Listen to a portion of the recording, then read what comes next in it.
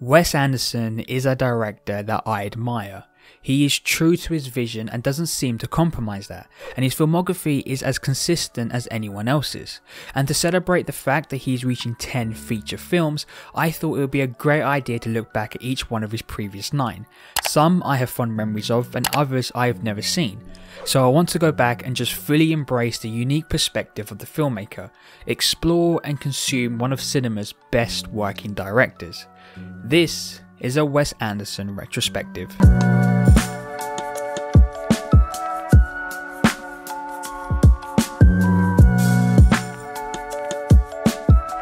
Wes Anderson's 1996 debut feature film Bottle Rocket is a simple story about the innocence of friendship.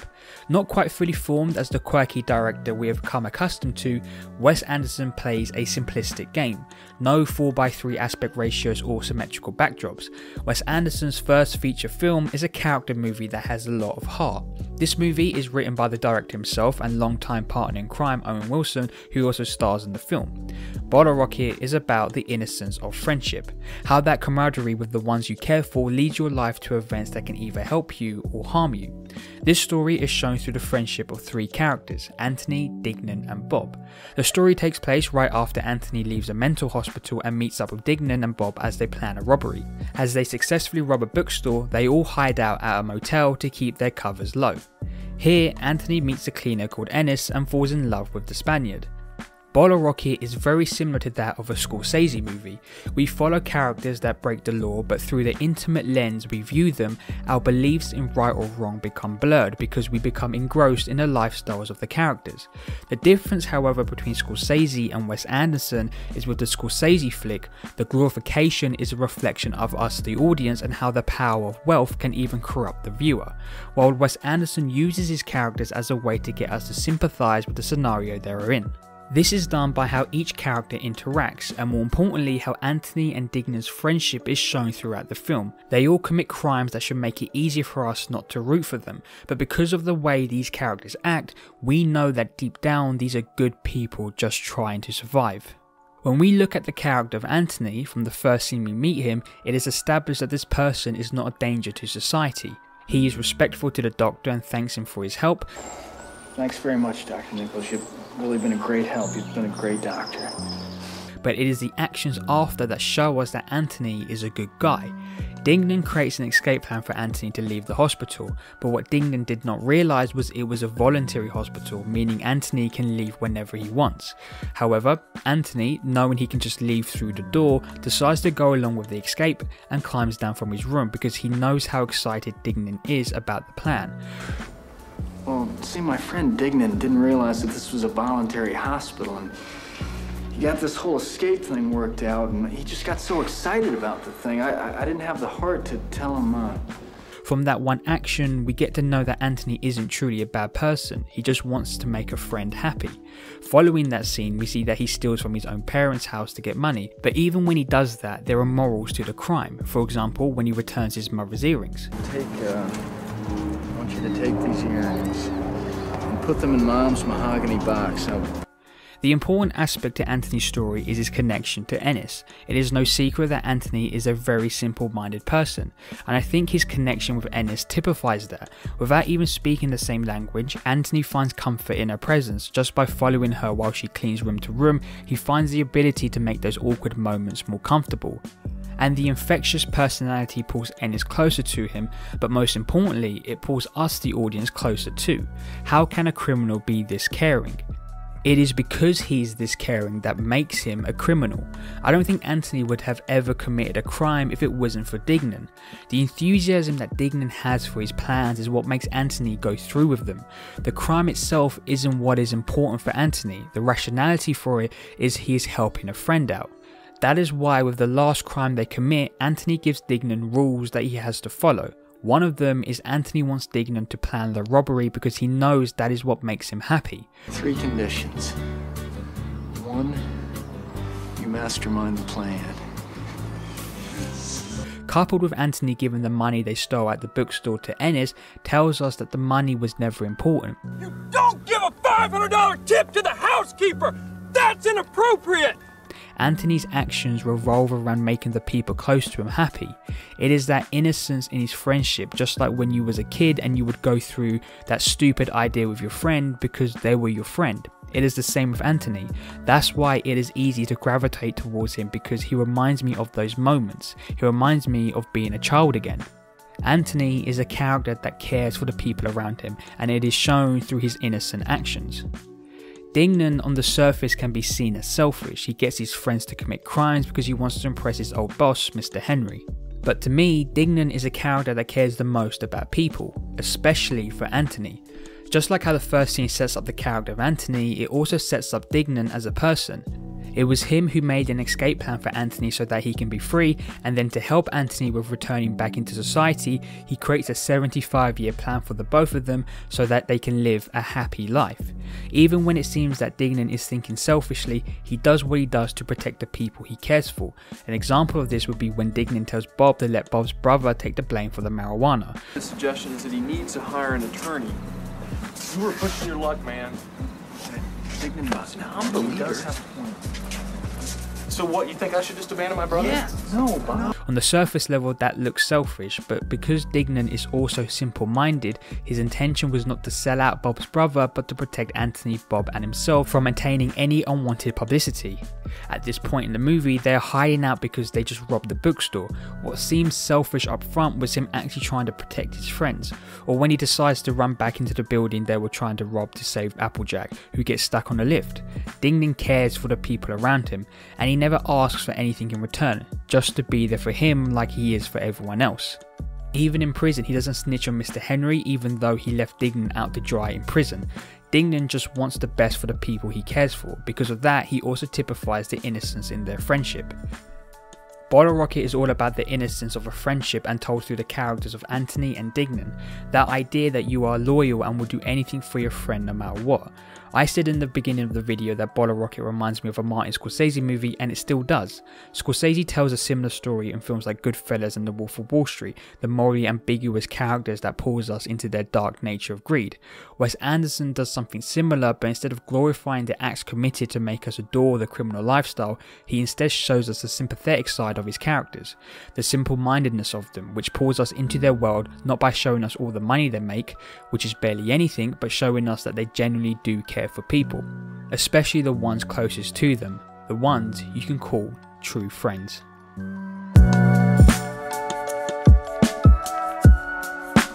Wes Anderson's second feature film feels more like the director building on his unique style. This film is more symmetrical than his last movie, but that doesn't mean that the themes of his movies change. If Bottle Rocket was about the innocence of friendship, then Rushmore is about the innocence of love. The film follows Max Fisher, a student at a prestigious school called Rushmore. At the school, Max is a unique character that finds himself attracted to Miss Rosemary Cross, a grade 1 teacher. Max becomes close to the teacher and eventually falls in love with her, but Max is 15 and Rosemary does not feel the same way. After getting expelled from Rushmore, Max's friend Herman also falls for the sweet teacher, and thus the teacher and businessman grow closer. Max feels betrayed and starts to enact revenge on them, especially on Herman. This leads to Rosemary breaking off the relationship with Herman, but as the story progresses, Max realises that his bitter feelings towards them both was unjust. And the film ends with Max dating fellow student Margaret Yang, and Rosemary and Herman fall back into each other's arms.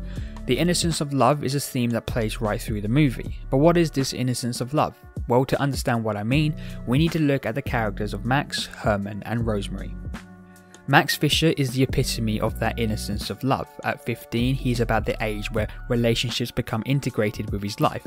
But just like many young people during this time, falling head deep in their first feelings for someone, Max does this when he first lays his eyes on Rosemary. He creates an idea in his head that he has an opportunity with the teacher, presumably who is twice his age. The consequences or even the legality of the relationship never enters his mind, and that love that has tightly wrapped around his heart makes Max do outrageous things for the teacher. For example, wanting to build her an aquarium because she has fishes in her classroom. What Rushmore needs is an aquarium. A first-class aquarium where the scientists can lecture and the students can observe the marine life in its natural habitat. Or even bringing back Latin onto the curriculum even though he has always fighted against it. And they're cancelling Latin. What? I tried to get Latin cancelled for 5 years. I have only one question. Is Latin dead? Max becomes infatuated with his first experience of love that essentially blinds him from reality. But just like the child he is, he cannot fathom the idea of his fantasies not becoming true. Max is a writer in the film, as shown when he writes and directs school plays. From that information, we know that Max understands the arc of a main character: boy meets girl, boy loses girl, and then boy gets girl again. That was probably what he thought would have happened to him with Rosemary. But when it seems unlikely and he gets information that Herman is seeing the school teacher, Max breaks down and starts to lose his mind.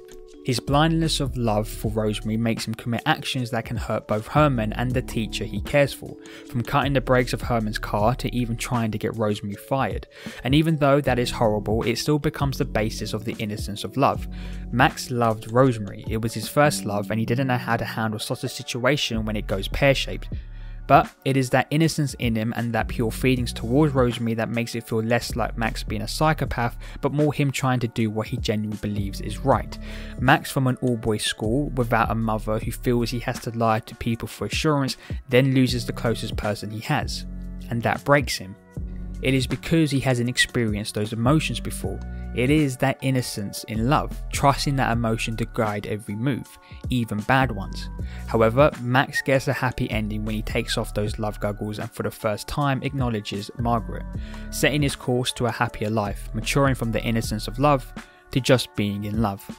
If Max is at the beginning of the innocence of love, Herman is at the end. He's already married with 2 children, but his relationship with his wife is on choppy waters. Enter Rosemary into his life, and just like Max, Herman falls in love for the first time again. What then ensues is Herman going behind his wife's back to meet Rosemary, subsequently resulting in Herman's wife filing for a divorce. However, this doesn't mean that Herman and Rosemary are automatically together. Rosemary decided to break it off with Herman. I really wouldn't know. Why not? I haven't seen her in 6 weeks. What happened? And just like Max, Herman also falls into a spiral. His story is similar to Max, but told through the eyes of a middle-aged man rather than that of a teenager who has his whole life to play for. The downward spiral takes a more visual effect on Herman. He looks like he lost everything while Max still had the same demeanour. The way I look at Herman and the innocence of love is the same way I looked at Max. The relationship felt like it was the first time Herman had been in love for a very long time. It was as if he was taken back to his youthful days, maybe to a time where he was brimming with life. But that relationship ending with Rosemary created a mini war with Max to see who can win the heart of our beloved grade 1 teacher. They both became like little boys on a playground trying to stop one another from talking to the pretty girl at recess. It is that innocence in their feelings towards Rosemary. And the best way to sum up that innocence was when Herman goes to Rosemary's house and pretends that he was supposed to meet her that day. Did Max have something planned for us today? A trip to a museum or something? That scene was brimming with childlike mannerisms, like this was the first time he has done this, and in the end, both Herman and Rosemary come together. Rosemary's innocence of love isn't like the other two's. Her way is symbolised by a relationship with her dead husband and how she deals with that. Rosemary's husband dies a year prior to when the film takes place, and she never truly got over his death, shown by her sleeping in his childhood bedroom. Well, I mean, you live in his room. With all his stuff, it's kind of... And also comparing the likes of Max and Herman to him. Edward has more spark and character and imagination in one fingernail than Herman Bloom has in his entire body. She even teaches at Rushmore because that's where her husband used to study. Say, how'd you decide to teach at Rushmore? My husband went here. No one can ever prepare you with how to deal with death, and we all grieve in our own ways, but I think it is important to move on from death, to live your life and not always be shackled by the past. Rosemary becomes shackled by her husband's death, but in a way that becomes part of the theme of innocence of love. She loved someone so much that she found it difficult to fully move on, just like Max and Herman, but it took their innocence of love to push her forward instead of leaving her in the past. Rosemary eventually finds comfort with her relationship with Herman. Wes Anderson's Rushmore is about the innocence of love, the idea of falling for someone so hard that they become your Rushmore. She's my Rushmore, Max. Yeah, I know. She was mine, too.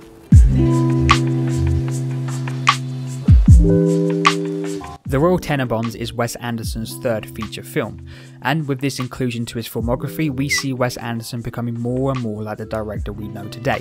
This film is more symmetrical and quirky, but now adds to that by including narration. Chaz Tenenbaum had since elementary school taken most of his meals in his room, standing up at his desk with a cup of coffee to save time. With each movie, Wes Anderson is slowly transforming into his final form.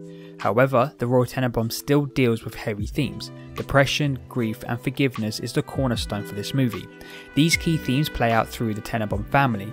Margot and Richie Tenenbaum are connected to depression, Chaz Tenenbaum to grief, and then the father of the family, Royal Tenenbaum, associated with forgiveness.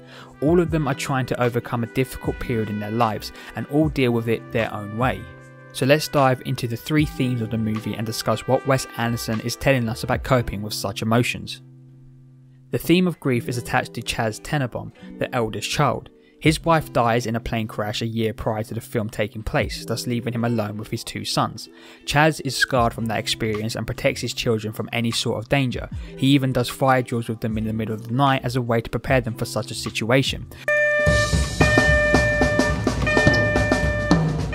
Orange! Fire alarm! Let's go! But he does that to protect his sons from having the same fate as his wife. Just like in Rushmore, where Rosemary Cross also deals with grief over her dead husband, Wes Anderson carries over that idea to this movie using Chaz as a vessel. Rosemary Cross and Chaz Tenenbaum are very similar in how they deal with their grief, both never letting the past be the past. Chaz is a character that is down to routine and precise calculations. That's how he became a businessman at such a young age. However, that leads him to never wanting to be surprised. He is calculated, shown by how he was able to sue his own father. You sued me twice, got me disbarred. I don't hold it against you, do I? The death of his wife was a shake-up he could have never predicted, and this left him even more fearful of losing the two people he loves the most, his children. From the face of it, it all looks like a front he puts on for his children and for his whole family to hide the fact that he hasn't dealt with his wife's death. Just like I said with Rosemary Cross, people deal with death in different ways, but it can become harmful when you cannot let go. Chaz has an extreme reaction to his wife's passing by making sure every aspect of his and his children's life is as safe as possible. But that was as harmful to them all than being extra careful. I think you're having a nervous breakdown. I don't think you recovered from Rachel's death. It is as Royal says. Chaz has those boys cooped up like a pair of jackrabbits, Ethel. He has his reasons. Well, I know that, but you can't raise boys to be scared of life. You gotta brew some recklessness into them. In the end, it took his children being close to death to realise that he was being too protective. That moment showed him life will always throw obstacles no matter how safe you try to be. So instead of being fearful of it, you should embrace life. And in the end, Chaz finally gets the help he needs to move on from his wife's passing by finally talking about it. I need help. So do I. Chaz's story is about how to deal with grief. From the front, Chaz might seem fine, but inside, the death was playing up, and he got to the point where he was doing more harm to himself and his children than any good. Chaz finally gets to grief properly and moves on. The theme of depression is attached to the characters of Margot and Richie. Both feel unsatisfied with their life and both try to deal with those emotions in different ways. For Margot, she goes around travelling and meets new people to fill a void in her heart, and for Richie, he abandons his passion for tennis to go out on sea and be away from everyone he cares for. The story of both Margot and Richie is about the emotions being tucked away. They hide their love for each other because they don't know if it was right. It is worth mentioning that Margot was adopted. The void they feel consumes them. Margot finds comfort in a bath locked away from the world for hours on end, while Richie just tries to bury his feelings inside. That idea of depression is taken in different forms. Margot, from a physical appearance, you can just tell by the way her expressions are that she is unhappy. This would make sense because her whole life she was treated as an outsider by her own father, with Royal Tenenbaum always introducing her as his adopted child. My adopted daughter, Margot Tenenbaum. This even leads her to run away and find her real parents, but even that leaves her disappointed. When I was 14, I went to find my real family. They live in Indiana. So that build-up of disappointment and loneliness kept spreading throughout her body like a virus, and this began to show in her expressions. She always looked sad, longing for a happier life. Compared with Richie, from the outside looking in, he looked stable. Sure, he had a burst of anger, but generally Richie looked like he was content. But as the story progresses, we understand that his love for Margot was the reason he quits tennis. Who's he looking at in the friends box, Tex? That's his sister Margot and her new husband Raleigh Sinclair. They were just married yesterday, Jim. And the one that looks fine doesn't always mean they are. And when Richie finds out that Margot has been sleeping with other people, he can't comprehend that image and decides to take his life. Depression takes many forms and is caused by the smallest reasons. For Richie and Margot, it squirmed its way into their life because they couldn't be happy with each other, but once their feelings were out in the open, the road to recovery was being made. Margot Tenenbaum? Yeah, Well, since when? since always. All it takes is that support and courage to break away from a world of depression. The story of Margot and Richie is a tale of when those thoughts and feelings that make you sad builds up, but when you feel free and can express your emotions, then you can truly recover. Royal Tenenbaums' story is all about forgiveness. Royal was a father that treated all his children differently and showed no respect to his wife by sleeping with other people, but after finding himself kicked out of his hotel and having nowhere else to go, Royal decides it is time to go to his old home. Luckily for him, his children all came back home at the same time. This gave Royal a perfect opportunity to make amends with his kids and his wife. Royal isn't a great man, he is shady and can be seen as a bad father, but he does try to reconnect with his family. Sure, it can be seen as too late for apologies, but sometimes it is better late than never, and throughout the film we can see Royal truly trying to make things better with his children and wife. Royal is a character that shows you are never too old or too late to make that apology, and in the end he acknowledges he was an arsehole. Can I say something to you, Henry? Okay. I've always been considered an asshole for about as long as I can remember. That's just my style. But I'd really feel blue if I didn't think you were going to forgive me. Leading to him finally having a relationship with his children for the last time. Wes Anderson's The Royal Tenenbaums deals with more heavy themes than his two previous films, and he hides that story under his unique way of directing. But by the end of the film, it is about dealing with serious emotional problems that we will all go through, and how being together, even in a dysfunctional family like the Tenenbaums, can help you through any difficult time.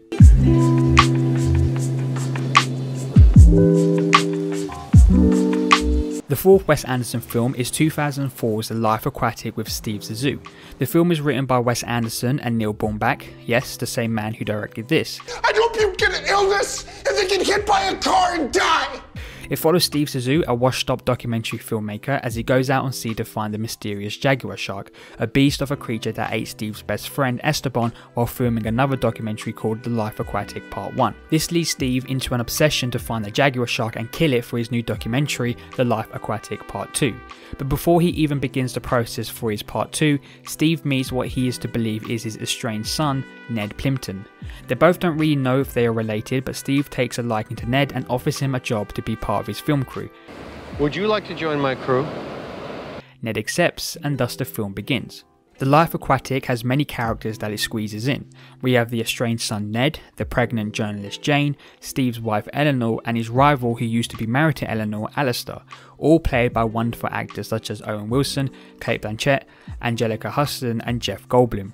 But even though the film has a lot of personalities, its most interesting character is Steve Sizzou, because what Steve represents is the attachment to past mistakes, and ultimately the jaguar shark becomes a physical manifestation of those mistakes, from the death of his friend, the death of Ned, and the idea that he purposefully never acknowledged Ned when he was younger.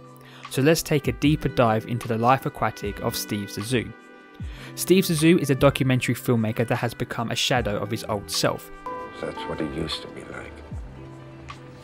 He has made film after film that hasn't been successful, and it seems he is on an endless rut. His new film has mixed reviews, his marriage is teetering on a knife's edge, and his best friend had just died filming his latest documentary. From his expressions, we can tell he is unhappy. But momentarily that rut is broken with the introduction of his estranged son Ned. Ned gives Steve a new outlook that breaks his Groundhog Day living. We have all been where Steve has been, no matter how old you are, where you are just momentarily living life on airplane mode. And what I mean by that is, you take your hands off the control and allow the plane to operate itself. That's what was happening to Steve. He let go of the control and allowed life to pass him by, explaining why his wife was slowly fading past him. Bon voyage!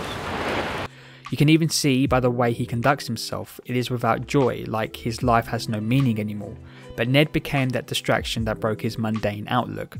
That goal to become a good father, or to just try and connect with Ned, gave Steve a bit of life back and allowed Steve to make amends with his past mistake. Steve knew the existence of Ned but never took the acknowledgement that he could be his father seriously enough to go visit a younger Ned.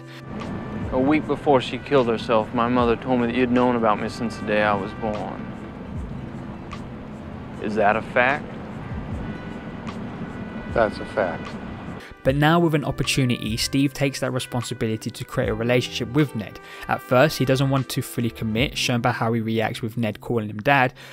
Would it be possible for me to address you as Dad in this scene? No, why? But by the end, he happily accepts his role. Ned is a character that represents the good distraction that breaks you away from a rut. On a personal and creative level, I felt a rut coming along with my channel while I'm sleepwalking videos, where bi-weekly I would do the same thing over and over to get a video out. But my Ned became this video I'm working on, the challenge to analyse every Wes Anderson film in one go. And I can tell you, when you get something that can break you away from just going into airplane mode is exciting. For Steve, to have Ned by his side must have given him a spark of new energy that helped him with dealing with the loss of Esteban, giving Steve a good distraction. Ned is even the one that encourages Steve to continue with locating the jaguar shark after they lose all their money. Let's take up the whirly boat and see what we find out there anyway. I got a feeling we can spot this fish from 111 feet up. But in classic Wes Anderson style, Ned dies, and he dies due to Steve's rundown helicopter malfunctioning. In this film, Steve loses two people that are really close to him, Ned and Esteban. But before Ned passes, Steve acknowledges and takes responsibility that he is Ned's father, even if they both don't actually know if they are related. For his friend, the acknowledgement and grieving process never fully took place because Steve wasn't 100% sure if the jaguar shark even existed. Ned, I don't know if I ever even saw the bastard. But once Steve faced the shark, he could finally confront and accept the death of Esteban, allowing him to move on, symbolised by him holding Jane's pregnant belly, a belly that has a new life in there. That scene becomes the first time we see Steve cry. Maybe he is coming to terms with what has happened in the movie. Maybe it is him accepting responsibility for the death of his friend and the mistake of never meeting Ned years prior. I'll be honest, this movie was difficult to write about because so much happens, and with a plethora of characters, your mind can only take so much information. But the story of Steve, well, this specific story that I took away was the one that I found interesting. He was a character that was tormented by his past and mistakes. He never found peace with his friend's death, and when he finally accepted the truth that Ned could be his son, he was taken away from him as well. It is a sad movie when looked at from that perspective, but in the end, Steve found closure and could begin a new chapter in his life. The Life Aquatic with Steve Sizzou is a tale of acceptance of the past and acceptance of your mistakes, because when you look at them face to face, that's when the true healing can begin.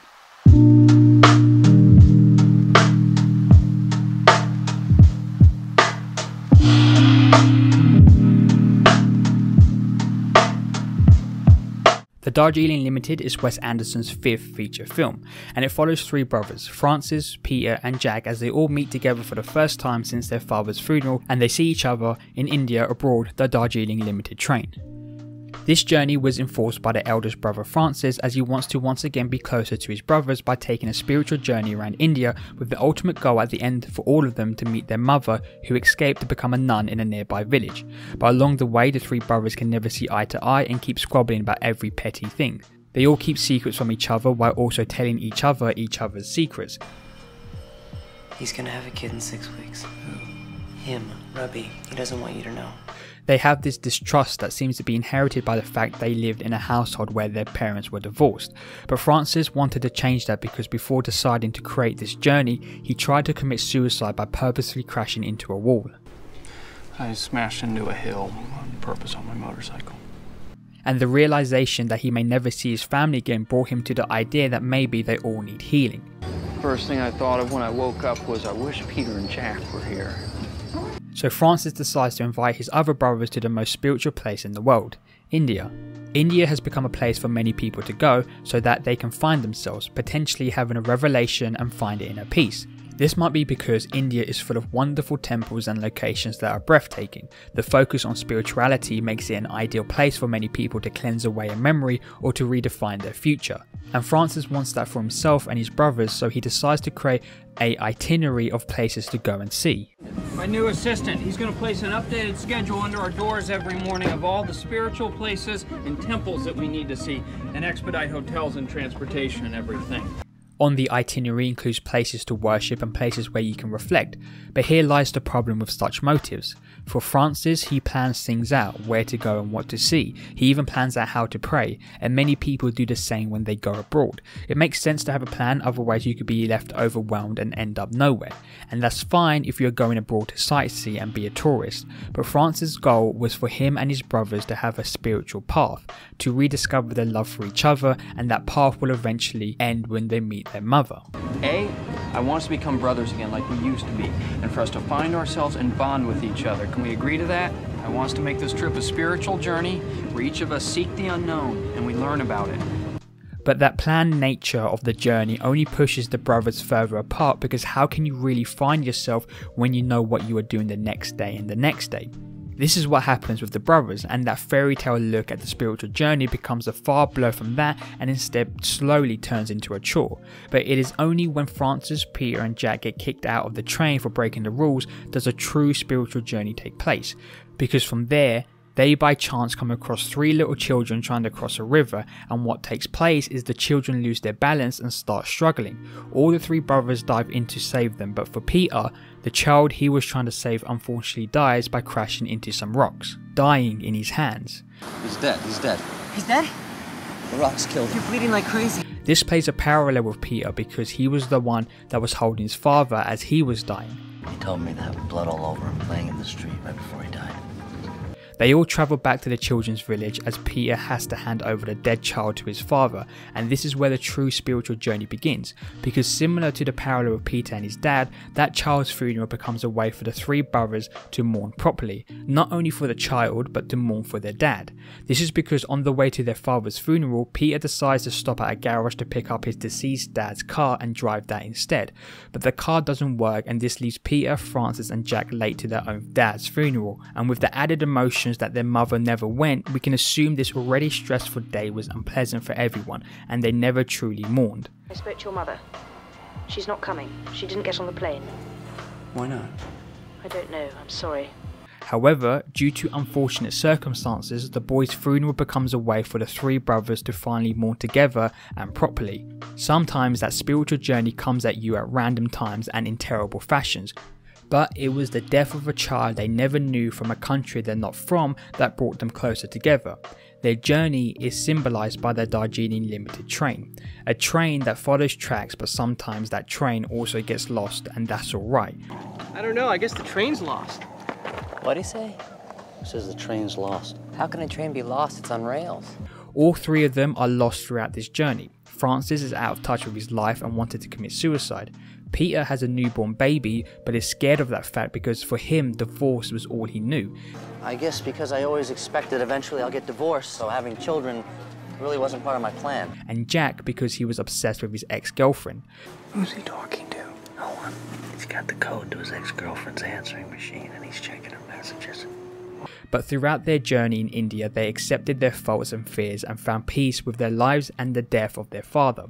And in the end, they could let go of the past shown by them leaving their dad's suitcases behind in India, which is a huge deal for Peter, who goes around using his father's items without asking for anyone's permission. Is that Dad's razor? Yeah. Showing he has finally come to terms with his father's death.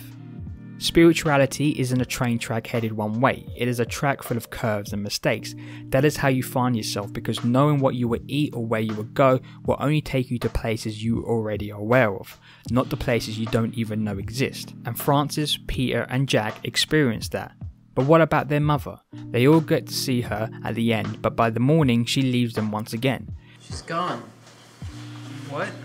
She's gone. Their mum never went to the funeral and she left her children, yes adults but still her children, behind in a difficult moment in their lives, and they travelled all over India to find her. So what does she represent in this movie? The mum is a representation of the boys at the start. She may still be finding herself, reinventing herself and finding the right headspace to deal with her husband's death. The mum still hasn't dealt with all those emotions, and that's alright. It takes people longer to find themselves, to find those unanswerable questions burning throughout your mind and body.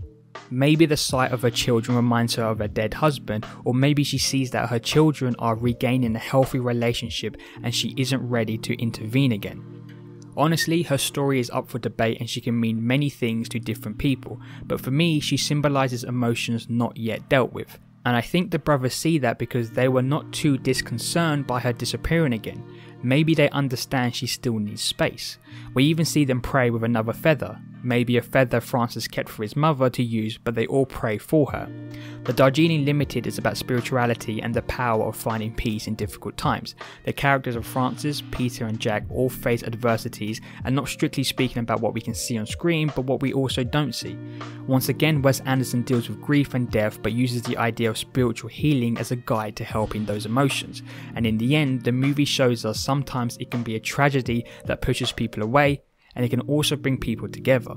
Just like I said before, we are all the Darjeeling Limited. We think the tracks we are on will take us in one direction, but just like life, the tracks might be taking us to somewhere completely unknown. And sometimes that's alright.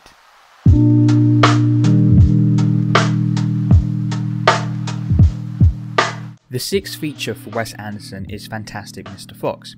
This is the first time the director has used a pre-established property, and sometimes when a director does do a film that is based on a book, they can oftentimes lose what makes their work special.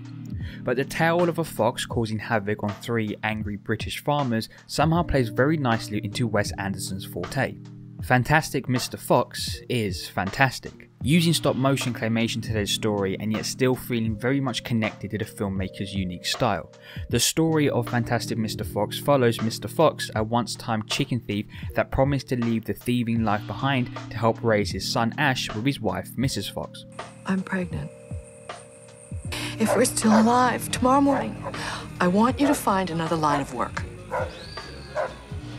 But as the Fox years goes on, Mr. Fox starts to gain his appetite for his old lifestyle and begins a barrage of plans to steal food and cider from the 3 meanest farmers in all of England: Boggis, Bunce and Bean, all of them farming award-winning items, Boggis with his chickens, Bunce with his ducks and Bean with his apple cider. To help Mr. Fox with his shenanigans is Kylie, an opossum that accompanies him along the way.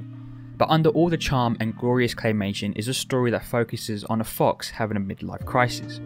Mr. Fox is a character that is having a midlife crisis. This is due to him now being the same age as his father when he died, and that leaves Mr. Fox wanting more for himself.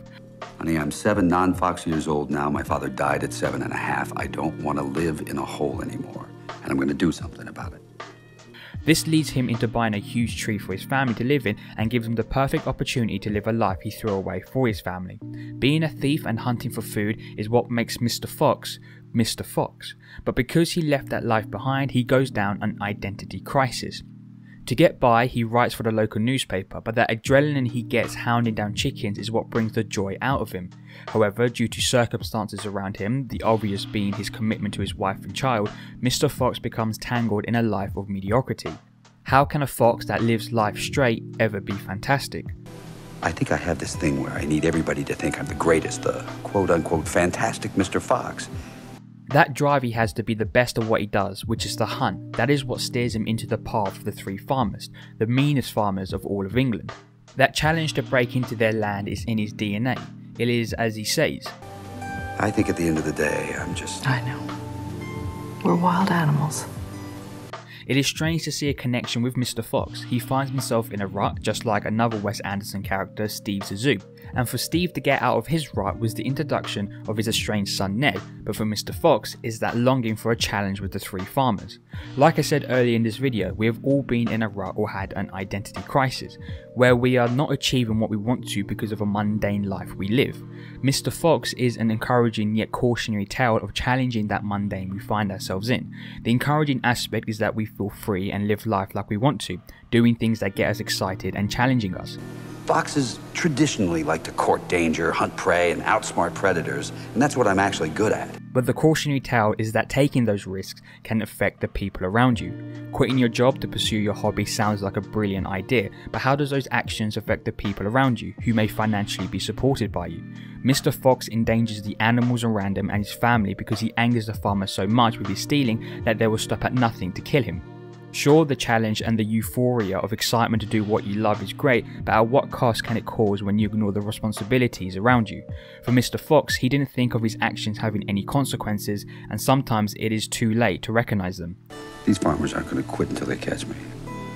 shouldn't have lied to your face. I shouldn't have fallen off the wagon and started secretly stealing chickens on the sly.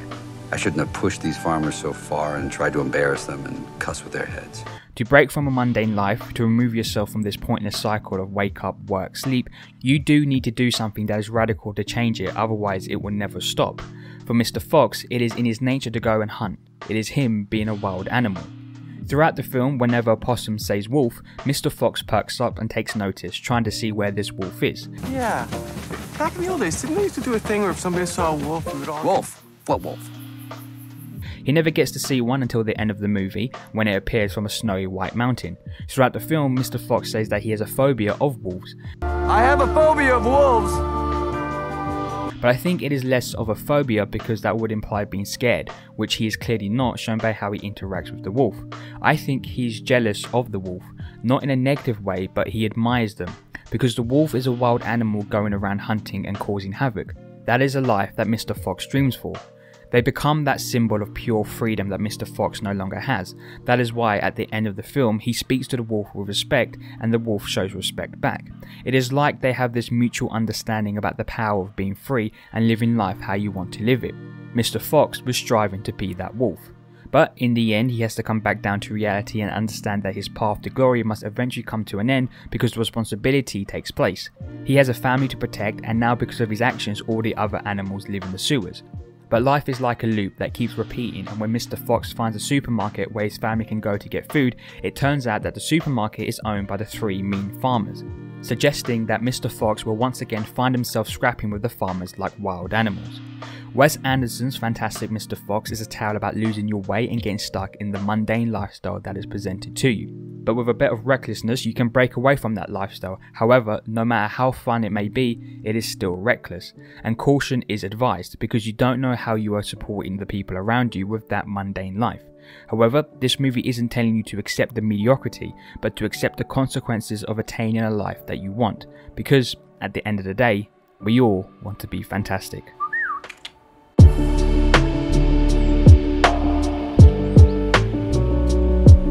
In 2012, Wes Anderson released his 7th feature film, Moonrise Kingdom. Moonrise Kingdom follows Sam and Sizzou, 2 12-year-olds who run away from their respective locations.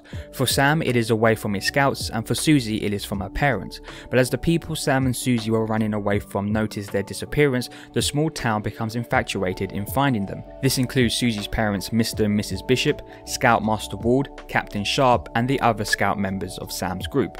And what entails is a cat and mouse game between those characters wrapped up in a Romeo and Juliet-esque story, where both Sam and Sizzou are told they can never see each other again.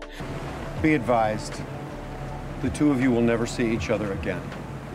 But their love for each other is strong and they once again run away, all culminating in a storm that rocks the town, and where the 2 of them on top of a church decide to either jump off and hopefully land in water deep enough that they survive, or perish with a splat. We might have to swim for it.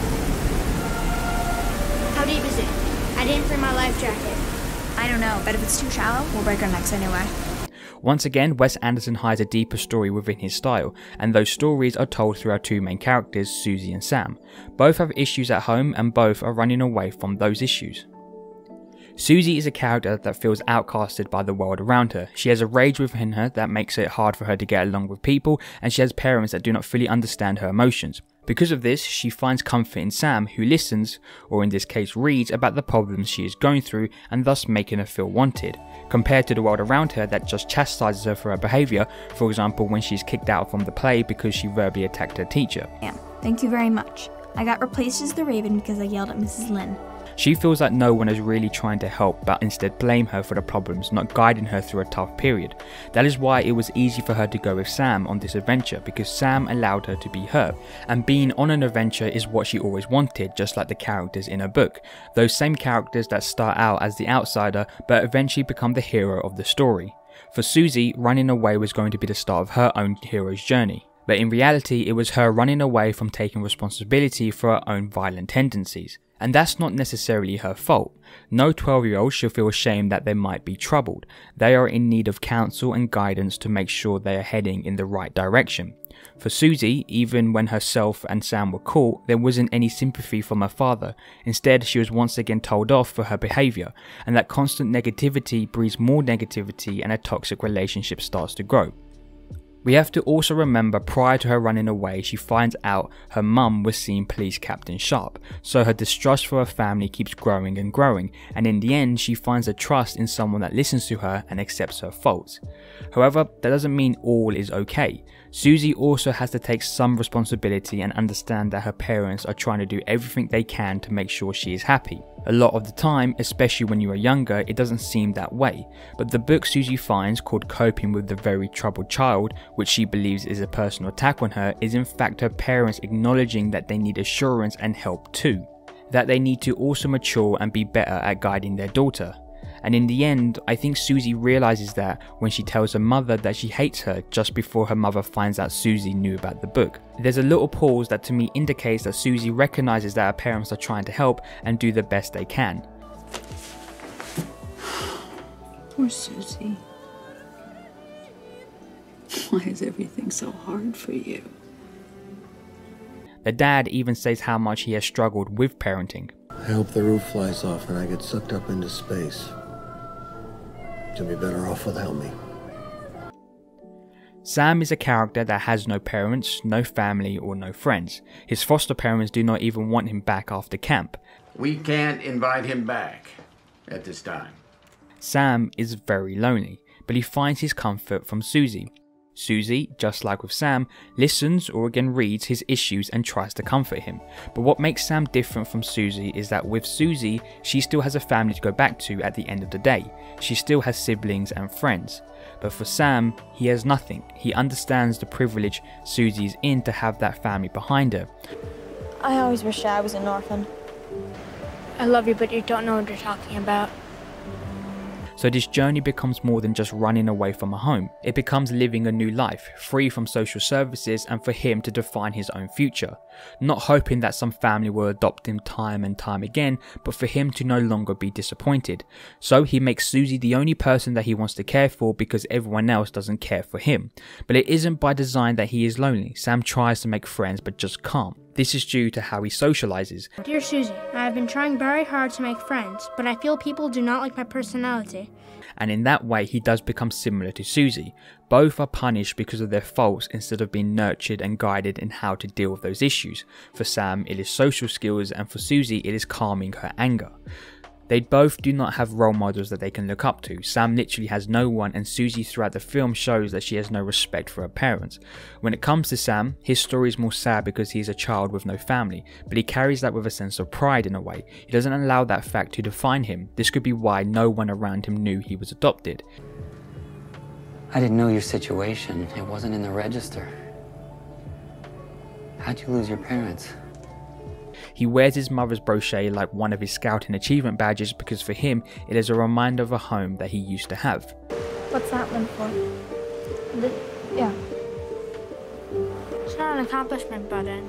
I inherited it from my mother. He at an early age had to hold a lot of responsibility, and that's not fair. He's 12 years old and trying to figure out the world around him without any help, but in the end, he finds that role model. The lonely police Captain Sharp who volunteers to take Sam, allowing Sam to finally find a true home, something he has been longing for the whole movie. At first it was going to be Moonrise Kingdom with Sizzou, but that was shut short when they got caught. All movie, Sam is trying to find a place to belong to, and in the end he found his place and his home with Captain Sharp, which allows him to see Sizzou in a more comfortable environment, giving both Sizzou and Sam a way to be happy.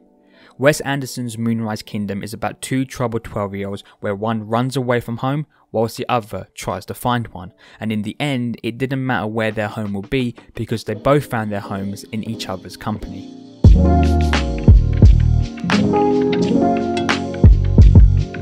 The 8th entry into the filmography of Wes Anderson is probably his most recognisable feature film. Style, wit, characters and stories, the Grand Budapest Hotel is peak Wes Anderson. It is him at the height of his career. He has put everything he has learned as a filmmaker in this grandiose picture, from the change in aspect ratios, the narration within a narration, building designs and locations, and even animation. This film feels as if Wes Anderson put all that previous knowledge he ascertained into this wonderfully constructed film, and the hard work pays off. because it is undoubted that the Grand Budapest Hotel is a film that reaches far more audiences than his previous films could do. This was the first Wes Anderson movie I ever watched, so it will always have a place in my heart, and it also deserves that place because this film is so wonderful. Not my number one, but very close in the Wes Anderson verse, the Grand Budapest Hotel is style and class all nicely wrapped up in a medals cake box, and for this picture the director called in the big guns to pull it off. Ralph Fiennes, F. Murray Abraham, Adrian Brody, William Dafoe, Tilda Swinton, Jeff Goldblum, Harvey Keitel, Edward Norton, and so much more. Talent upon talent. And this film is indebted to so much marvellous performances that it elevates an already great script. The whodunit story warped into a Wes Anderson film is a recipe for such fun and laughs. Tilda Swinton's character, Madame D, dies, but Gustavo, the Grand Budapest Hotel's concierge played by Ralph Fiennes, is framed for poisoning her. She's been murdered, and you think I did it.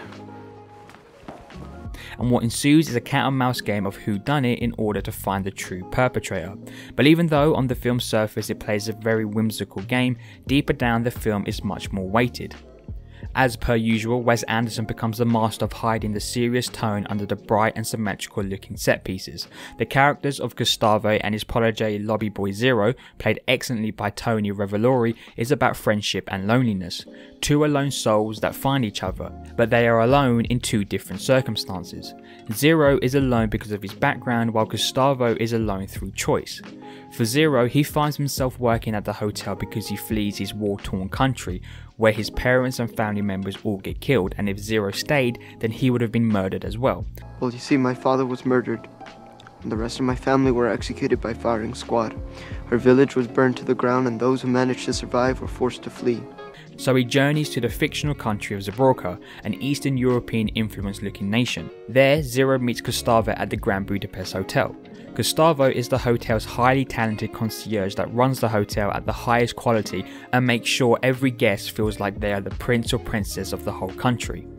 Gustavo is a character that is also lonely like Zero, but through choice over circumstances. We see that Gustavo can talk to people with confidence and have relationships, albeit with people who are very old. But nevertheless, we see him being very sociable. However, that is because it is his job to be that sociable with people. Being a concierge means you have to know what people want and need before they do. Gustavo even makes that claim to Zero. A lobby boy anticipates the client's needs before the needs are needed. But we see him consciously make choices that leave him being alone, such as when he eats in his room away from the other staff members. His own dinner he took alone in his room. We don't know his backstory, where he came from or who his parents are and so on. All we know is he has always worked in the hotel business. I was perhaps for a time considered the best lobby boy we had ever had at the Grand Budapest. So him being lonely can be seen as ironic. He is someone where there are people constantly around him. He interacts with these people on a daily basis, but in the end, he is lonely. Until he meets Zero. Zero, by the end, becomes Gustavo's only true friend. Due to unforeseen occurrences, Zero accompanies Gustavo with his dealings of the death of Madame D. Her death and her will is shrouded with mystery, and Gustavo is framed for her poisoning. This leads to Gustavo trying to figure out why he was framed, and along the way, Zero is beside him, helping and scheming. Through this difficult moment, they form a strong bond where Gustavo trusts Zero, but it is a friendship that goes deeper than just that. It is like they see each other as family. Zero even calls them brothers. We're brothers. Through their actions, we see how much they care for each other, from Gustavo standing up for Zero's rights to stay in the country. That's a migratory visa with stage 3 worker status, Franz, darling. He's with me. To Zero helping Gustavo escape from prison. It is a friendship that would have been held for a very long time. But just like most Wes Anderson movies, there is an inner sadness that creeps his head out. Their friendship doesn't last long, not because they had a falling out, but through the death of Gustavo. Gustavo was an honourable man, and he once again stood up for Zero and his rights to remain in the country, but this act of bravery against military men led to his shooting, thus killing. What happened in the end? In the end, they shot him. So in the end, both men are once again alone. And for Zero, not only did he lose Gustavo, he also lost the person he loved the most in Agatha, his wife who was bearing their child. She dies due to an illness that at the time was not treatable. She and our infant son would be killed 2 years later by the Prussian grippe, an absurd little disease. The death of Gustavo and Agatha impacted Zero in many different ways. Gustavo, after being cleared that he did not poison Madame D, then inherits all her wealth. She left everything to Monsieur Gustave, of course. And in his will, Zero will inherit everything from Gustavo, which he did. So it all went to me. Through that massive wealth, Zero buys the then run-down Grand Budapest Hotel. He claims it wasn't for the memory of Gustavo, but to Agatha, because this hotel was a place for such happiness for them. The hotel I keep for Agatha. We were happy here. But even though he says that it isn't for Gustavo, I like to believe it is for both of them, the wife and the concierge. This might be why Zero sleeps in the same room that Gustavo used to sleep in, just to be reminded of his long-lasting presence. And so the Grand Budapest Hotel becomes a symbol of those few years he had with Gustavo and Agatha, at first brightly coloured and full of high expectations, to now a distant memory of the past. So maybe he isn't lonely, because he has his memories and experience with two people he clearly cared for. It is once again a story that deals with grief and past experiences, but a more celebratory story because Zero discusses a great man he once knew and an even greater woman. He passes down their stories with fondness, and by doing so he is allowed to let go of the past. We see early on he struggles to talk about Agatha, but he persists. We can assume this is the first time in decades that he has talked about her or Gustavo. He was crying. You see, I never speak of Agatha because, even at the thought of her name, I'm unable to control my emotions. He can finally let go of that past because those stories he tells have now been passed down to someone else, so their legacy can live on. In the end, the Grand Budapest Hotel is about friendship and loneliness, and how you should cherish those moments with the people you care for the most, because in an instant they can be taken away, and what is left is the memories they gave you. The final leg of our Wes Anderson journey ends here at 2018's Isle of Dogs, Wes Anderson's 9th movie, and the one that seems to be forgotten about even though it came out only 3 years ago. A film that is stylistically Wes Anderson but yet not much talk about with the same vigour as previous films. But Isle of Dog is one of those sleeper movies that takes its time to grow on you. I have seen this movie 3 times now, and each viewing gets increasingly more enjoyable. The charm is the claymation, something Wes Anderson is clearly accustomed to with his previous film Fantastic Mr. Fox, also using this style. But what is apparent in this film is the way Wes Anderson uses his toolbox of filmmaking to make such average sounding scenes on paper fascinating to watch, grabbing the audience's attention and making us listen and take in every aspect. Many of the movie scenes are just news broadcasts or meetings, but the clever director diverts our attention away from the mediocrity of the actual scene and stylizes it to make sure that the mediocrity is elevated to visual interest, such as the scene of the mayor having a meeting with his members. In the hand of an inexperienced director, that scene would have played out as people just speaking, nothing visually entertaining, just a plot dump. But with Wes Anderson, he decides to add the interpreter typing away, making sure he can keep pace with the speech. Right there, that scene has added an extra element of drama, because whilst watching that moment, I was fascinated by the way the translator was typing away. I was wondering if he would be able to keep up. That made this average scene more interesting. It is that creativity that sums up the director. He uses his tools wisely and executes each scene with precision. No detail in the frame is lost or out of place. Every inch is littered with intrigue that expands the story and gives the audience a spectacle. The word bland is not in Wes Anderson's vocabulary. It is all about making sure the audience is amused and entertained by every moment. The scene where the doctor tests out his medicine, that scene is once again presented in a visual way that you are entertained. The use of symmetry, design and framing means we as the audience automatically understand what is happening. It doesn't matter if they are speaking Japanese, we understand the universal language of images. That's what makes Wes Anderson such a wonderful director, because this movie is all about the universal language of pictures. That is why he keeps everyone's native language, because he is clever enough to add a translator that makes sense, but more importantly, Wes Anderson understands film. He understands what to put in a frame so we can follow along, and when he does want to plot dump, he does it in an engaging way that it doesn't feel like he is shoveling exposition down our throats. Wes Anderson is a visual storyteller, and this underrated movie is a lesson on that ability. The story itself follows a young boy called Atari who searches for his dog on Trash Island, a place where all the dogs from Megasaki City are taken to be left alone to die. This is because the mayor of Megasaki and the great uncle of Atari purposefully gets the scientists to spread a virus to all dogs, as Megasaki has a history of not liking the animals. Chairman Fujimoto-san, president of Kobayashi Pharmaceutical, you secretly introduced mega quantities of infected fleas and contagious tick larvae into a metropolitan city center, creating an unprecedented animal disease outbreak. But for Atari, he can't sit back and allow his dog Spots to just waste away on Trash Island, so he goes there himself to find him. Along the way, Atari meets other canines such as Chief, and while travelling together, Atari and Chief form a strong bond, which is huge for Chief because he was a dog that was astray and bites instead of hugs. I bite. And in the end, after a foreign exchange student called Tracy Walker uncovers the mayor's corrupt plan, and with Atari bringing a majority of the dogs back to the city, all dogs are allowed to live with their owners once more. For most of the movies we have discussed in this video, we have talked about the seriousness of Wes Anderson, the themes of grief and death, but in his last movie, I want to talk about the positive themes of loyalty. The film is about sticking with the animals and humans that we love in tough times, not just throw them away when they are in their most vulnerable. For 1,000 years, these resilient animals have loved, served, and protected us. Now, in their time of greatest need, we forsake them again?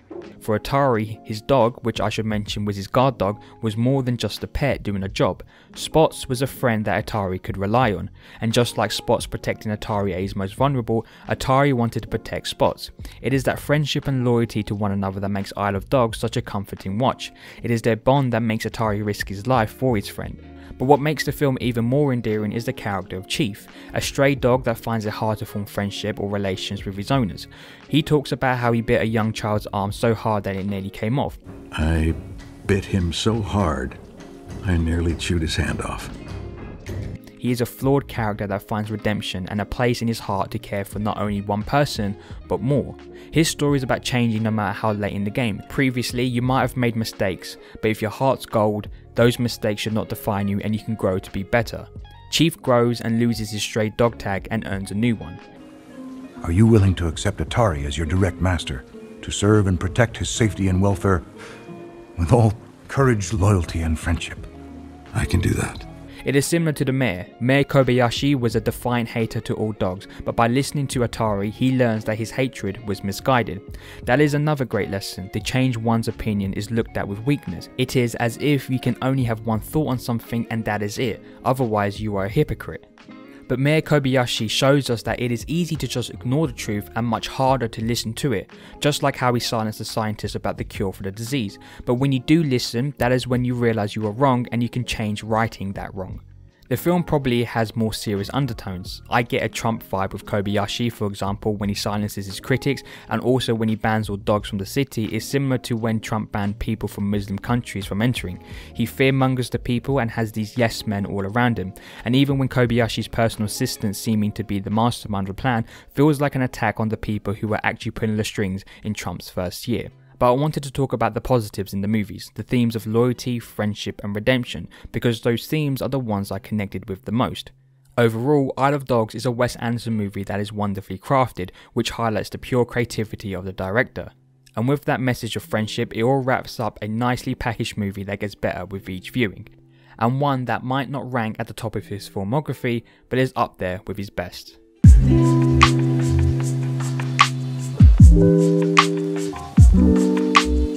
And here we are. We can all breathe now. 9 movies looked at, 9 movies talked about, 9 movies that are cinema's best work. Wes Anderson is surely one of film's most consistent, stylistic and just best directors currently working. He has that aura of creativity that is unmatched, and with each movie he seems to get better and grow more as a filmmaker. What I will say when watching his 9 movies, some I've never seen before, is that when you hear the name Wes Anderson, you think quirky, stylized and symmetrical framing. All of those are true, but his stories are very personal, dealing with love, loss, friendship and more. His movies are not something you watch once and never think about again. They linger in your mind and you can't stop thinking about them. This is because he has style and substance. His movies look gorgeous, and every single one of them pack an emotional punch that should be celebrated. Interesting thing I noticed when watching his movies is the people who help write the screenplays. I've seen Owen Wilson, Jason Schwartzman, 2 people who regularly act in his movies, but also Noah Baumbach and Roman Coppola, son of Francis Ford Coppola. So Wes Anderson has a good team behind him. Also when it comes to music, they are very distinct and just sound like Wes Anderson. I could play a track from any one of his movies, not tell you where it came from, and you would say that it sounds Wes Anderson-y. Just like how his movies look and feel, the music also carries that same distinctiveness. Now, which one is my favourite? Bottle Rocket and Fantastic Mr. Fox are my number 1s, and all the rest come close as my number 2s, because they are all such wonderful films. But if I had to rank them, it would have to go like this. Because one movie ranks lower doesn't mean they are worse. All his movies are fantastic. Number 1, Bottle Rocket. Number 2, Fantastic Mr. Fox. Number 3, The Grand Budapest Hotel. Number 4, Isle of Dogs. Number 5, The Darjeeling Limited. Number 6, The Royal Tenenbaums. Number 7, Rushmore. Number 8, Moonrise Kingdom. And number 9, The Life Aquatic. There is no shade being thrown to any of these movies because this list can easily be rearranged. I genuinely enjoy all his movies.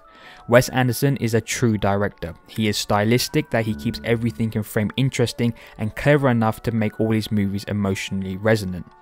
Wes Anderson is one of cinema's finest filmmakers. This has been a Wes Anderson retrospective. Thank you guys for watching this video. This has been 5 weeks in the making, so if you've got to this point and you've liked the video, hit that like button. If you're new, subscribe, and if you think you know someone who enjoyed this kind of video, please share. It does help the channel a lot. Leave a comment below your favourite Wes Anderson movie, and also let me know any other directors or film franchises you want me to do a retrospective on. I do have merchandise as well, so if you guys are looking to cop a t-shirt or a jumper, links in the description below. It's on my website. You can cop a embroidered t-shirt and jumper. Pretty cool, pretty high quality. Thank you guys again for watching this video. Look forward for my next video. It is gonna be a banger, I guarantee you. Thanks again, and I'll see you hopefully next week.